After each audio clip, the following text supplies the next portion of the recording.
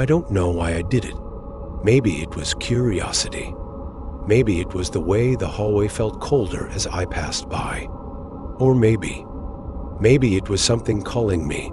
This story is proudly presented by Storietional. If you love horror and mystery stories, make sure to subscribe to the channel. It was my first night at the old motel on the outskirts of town.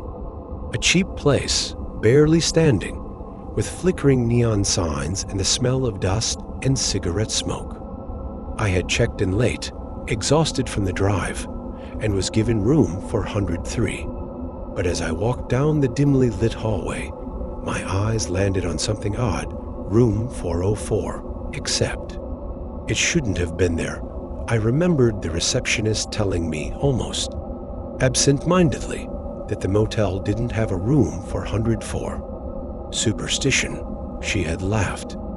People don't like that number. Bad luck, you know. And yet, here it was. The door stood slightly ajar, a sliver of darkness peeking through the crack.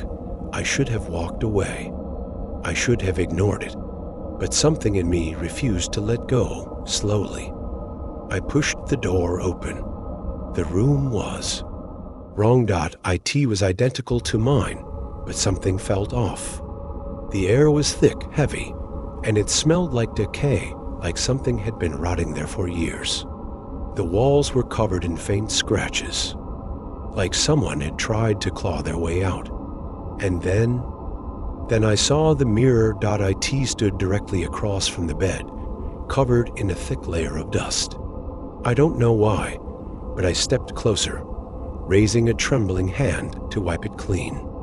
And the moment I did, I saw myself, but it wasn't me. The reflection was wearing my clothes, had my face, but its eyes were wrong, sunken, hollow, filled with something dark and unnatural. It smiled at me, a slow, twisted grin stretching across its face, and then it moved.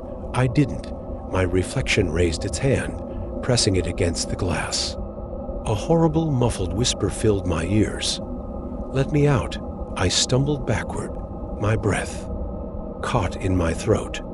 The thing in the mirror pressed harder, and for a split second, I swear I saw the glass bend outward, as if something was trying to push through. I ran. I don't remember how I got out. I just remember slamming the door shut and rushing back to my room, my heart hammering against my ribs.